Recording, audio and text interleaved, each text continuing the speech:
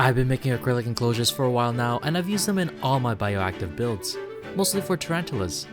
I've created lush rainforests and also dry deserts. Many of you have been wanting a tutorial, so in today's video, I'll be showing you exactly how I made these acrylic enclosures. You can find the item list down in the description below, or to save you some time, I am selling the whole material list on my Etsy store. You can even buy the whole enclosure if you want to support me.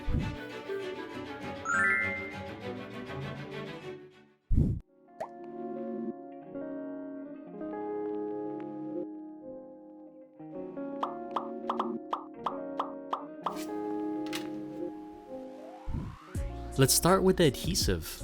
The one I use is Weldon 4. I personally find this to work the best out of the other glues I've used. It cures fast, makes a strong connection, and it doesn't leave any residue after it dries. It's specifically made for gluing acrylic together.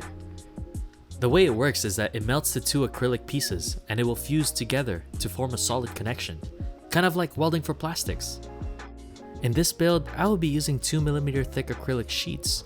You can also use thicker acrylic like a 3mm or a 4mm, but the good thing about thicker acrylic is that they are less likely to warp in high moisture applications, like what you would find in bioactive setups.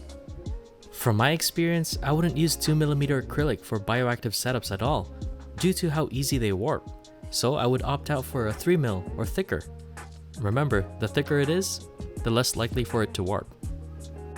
Let's start by measuring our acrylic sheets. We will be creating a 7 by 5 by 5 inch terrestrial enclosure. These acrylic sheets are already 5 by 7 inches in size, so we won't do much cutting. We are only cutting and measuring the two side pieces, and when we measure it, pay attention to the ruler. I'm not exactly cutting it at the 5-inch mark, and that's because this is a 2mm thick acrylic and I had to compensate for that extra measurement when piecing it together. So instead, I add 4mm for the two sides. It may sound confusing right now, but trust me, it will make sense later on. Now we're just gonna line up our marks so we don't lose track of it.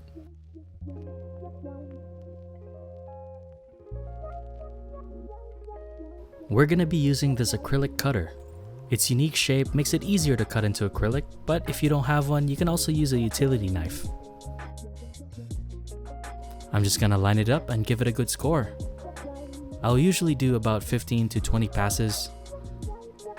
It's a good idea to have a ruler to guide the blade in a straight line, just so that the blade doesn't walk off onto your fingers or any part of the acrylic. Now that you're finished doing that, we're going to be taking this acrylic piece over the edge of the table. Make sure to align it so that the line where you cut sits along the edge, and when you're ready, just give it a quick push. If you did it properly, you'll have a nice clean cut. If you didn't, then don't worry, it's not a waste yet. Just simply take a piece of sandpaper and even out the rough unleveled surface. After you've done that, set it aside because we're going to be doing the same thing to the other side panel. Once again, we're going to measure, we're going to cut, and we're going to snap.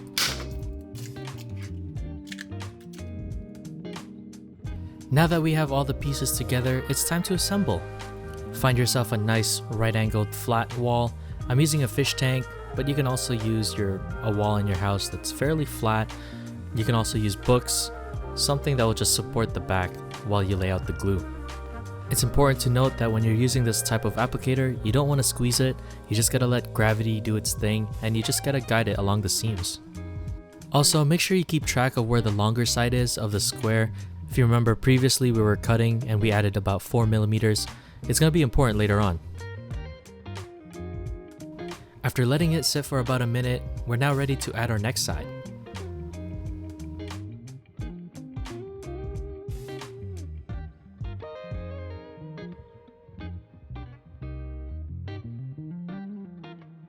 When you use the glue, it's important to give it a minute or two just to let it cure a little bit before you start flipping it around to add the other side panels.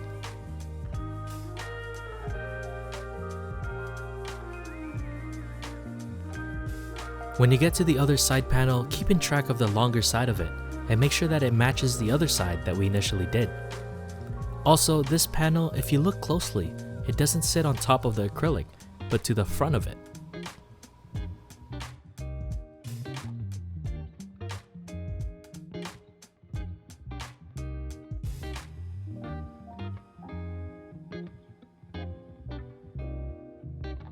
Here it is again of how the front panels are gonna sit.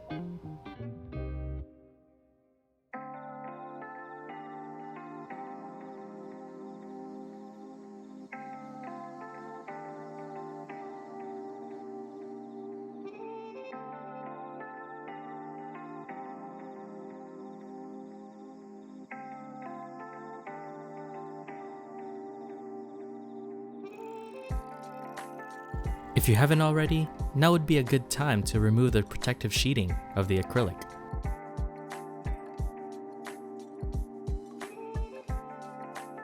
Once you've done that, it's a good idea to double check your seams in case you missed any or if there's any problems.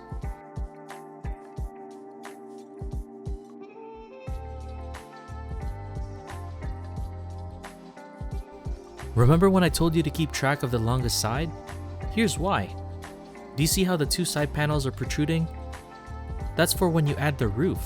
It compensates for its thickness so that the panel will sit flush.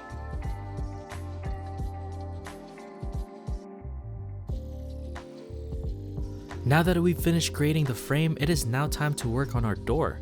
We will be using these two acrylic hinges.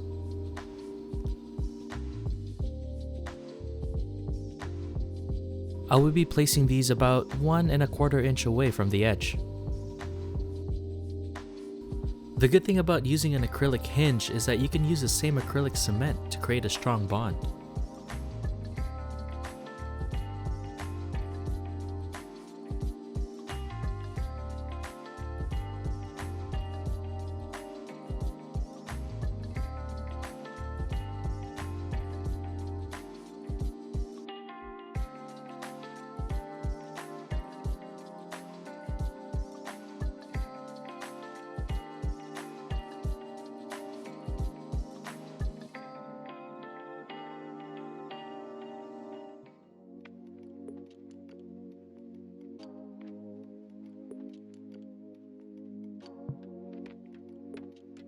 After letting it sit for a minute or two, you now have a working door.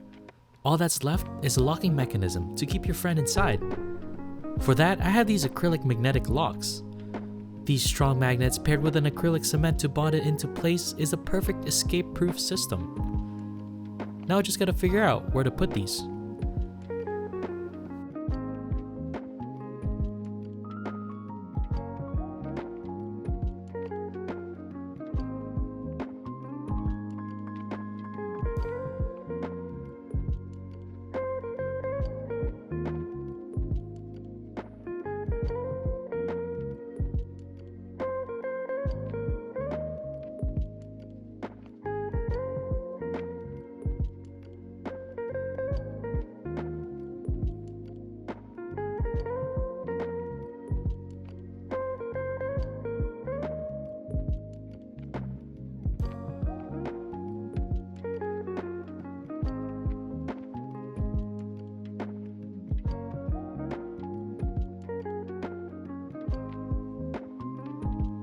If you spill a little bit of glue, just give it a quick wipe, preferably with a cloth or something.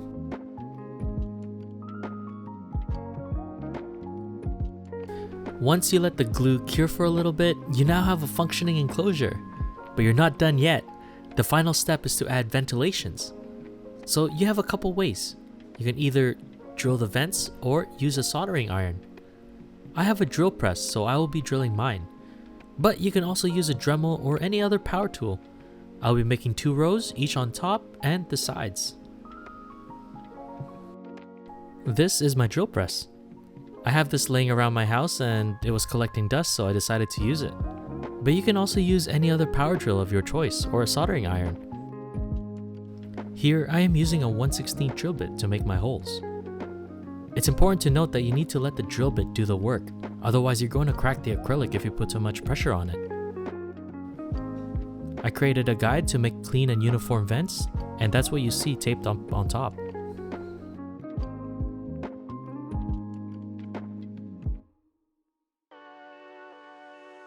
This is by far the most time-consuming process out of this whole build, but with some patience, this is the result.